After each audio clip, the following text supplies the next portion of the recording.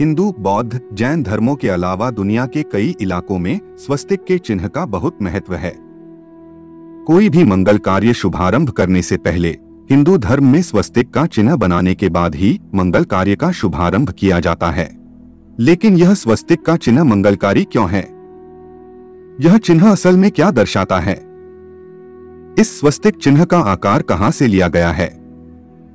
आज की इस प्रस्तुति में स्वस्तिक के बारे में ऐसी आश्चर्यजनक जानकारी देने जा रहे हैं जिसे आपने पहले कभी नहीं सुनी होगी, और हर एक सनातन धर्मी को स्वस्तिक के बारे में यह जानकारी होनी ही चाहिए। तो इस प्रस्तुति को अंत तक जरूर देखना।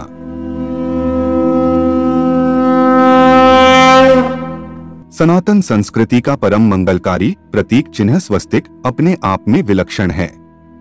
स्वस्तिक का अर्थ स्वस्तिक को सु एवं अस्ति का मिश्रण योग माना जाता है। यहाँ सु का अर्थ है शुभ और अस्ति का अर्थ होता है होना।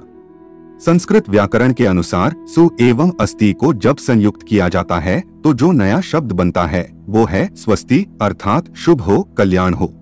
और स्वस्तिक का मतलब होता है कल्याण करने वाला। भारतीय संस्कृति में स्वस्तिक चिन्ह को विष्णु, सूर्य, सृष्टिचक्र तथा संपूर्ण ब्रह्मांड और वैकुंठ का प्रतीक माना गया है।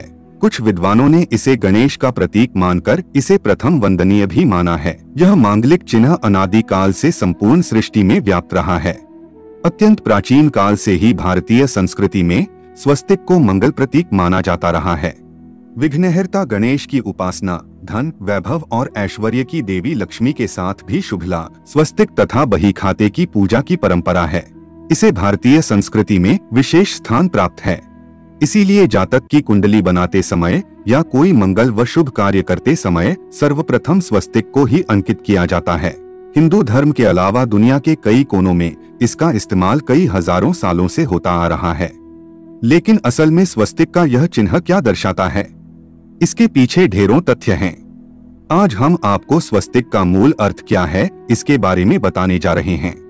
सांसारिक जीवन में धन और यश कल्याणकारी हो सकता है।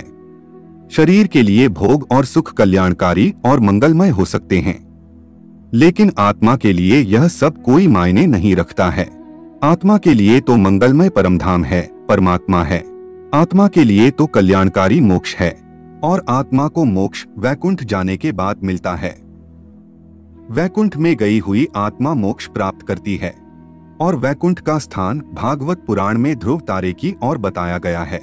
ध्रुव तारा सप्तर्षि तारामंडल में आया हुआ है, और यह सप्तर्षि तारामंडल सबसे रहस्यमयी है।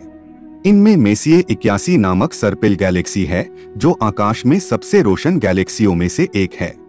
इस तारामंडल के क्षेत्र में मेसिए 82 नामक गैलेक्सी भी है, जिसे अपने आकार की वजह से सिगार गैलेक्सी भी कहा जाता है। कुल मिलाकर सप्तर्षि तारामंडल में लगभग 50 गैलेक्सियां देखी जा चुकी हैं। आप सोच रहे होंगे कि स्वस्तिक के बारे में बताते बताते हम गैलेक्सी के बारे में क्यों बात कर रहे हैं, लेकिन स्वस्तिक का रहस्य इस तारामंडल में ही छिपा हुआ है।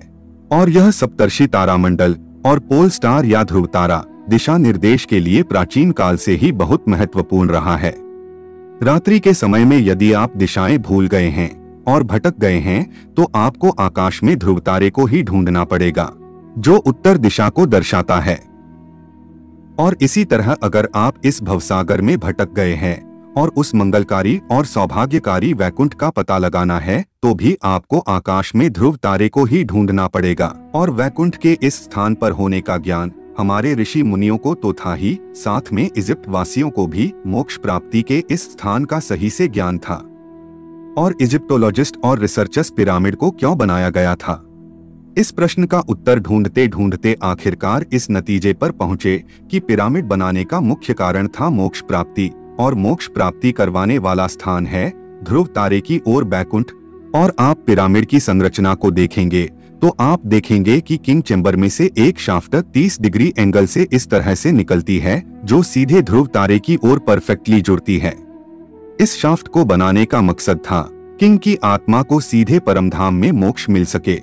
और ऐसा सिर्फ हम ही नहीं कह रहे हैं, लेकिन जेरेमी नेडलर नाम के इजिप्शियन विशेषज्ञ ने भी अपनी किताब shamanic wisdom in the pyramid text में इसे विस्तार पूर्वक समझाया है।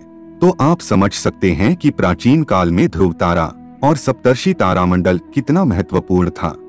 अब आकाश में मोक्ष प्रदान करने वाले इस मंगलकारी और सौभाग्यकारी स्थान का पता लगाने के लिए आपको सप्तर्षि तारामंडल और ध्रुव तारे को ढूंढना होगा, और सप्तर्षि तारामंडल को कोई भी आसानी से ढूंढ सकता है।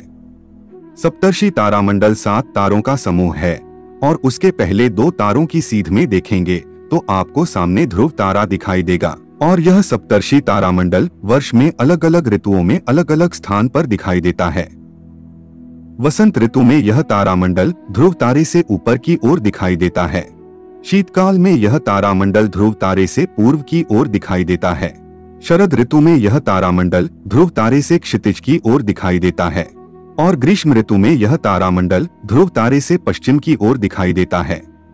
अब आप देखेंगे कि यह जो आकृति बन रही है वह स्वस्तिक की बन रही है। अब आपको समझने में कोई मुश्किल नहीं होगी कि स्वस्तिक की 4 भुजाओं को क्यों 4 दिशाओं का रूप माना गया है और स्वस्तिक के केंद्र को क्यों विष्णु का स्थान बताया जाता है। प्राचीन काल में प्रतीकों का बहुत ज्यादा प्रयोग किया जाता था। यहाँ तक कि प्राचीन काल की भाषा लिपि भी प्रतीकों से बनी हुई है, और आकाशीय नक्षत्र को भी कोई ना कोई वस्तु का प्रतीक माना गया है। इसी तरह स्वस्तिक भी मोक्ष प्रदान करने वाले बैकुंठ का प्रतीक है। भगवान विष्णु और बैकुंठ का प्रतीक होने के कारण स्वस्तिक को परम मंगलकारी और सौभाग्यकारी माना जाता है।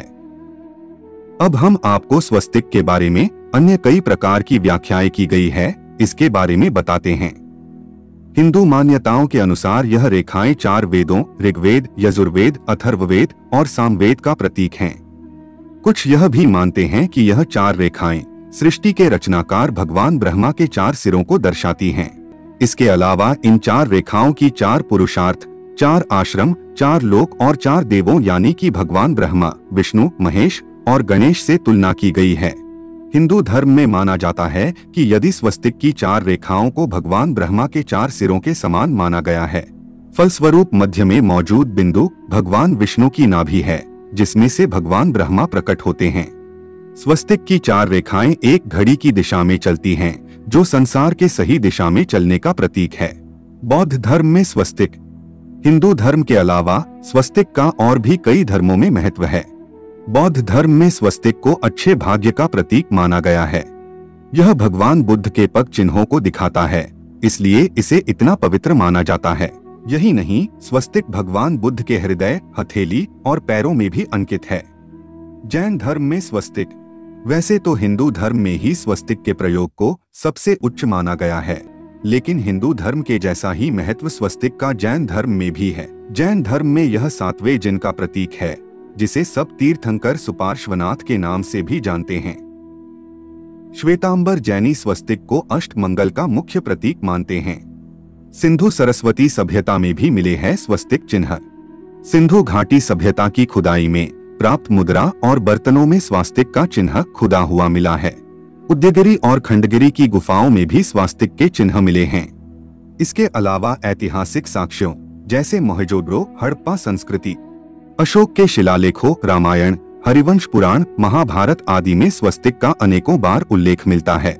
विभिन्न देशों में स्वस्तिक को नेपाल में हेरम्ब, मिस्र में एक्टोन तथा बर्मा में महापियन्ने के नाम से पूजा जाता है। ऑस्ट्रेलिया और न्यूजीलैंड के मावरी आदिवासी भी स्वस्तिक को मंगल प्रतीक के रूप में पूजते हैं। तो दोस्तों, यह प्रस्तुति आपको कैसी लगी कमेंट में अवश्य ही बताना, और इस बहुमूल्य जानकारी को अपने दोस्तों और रिश्तेदारों में शेयर जरूर करें।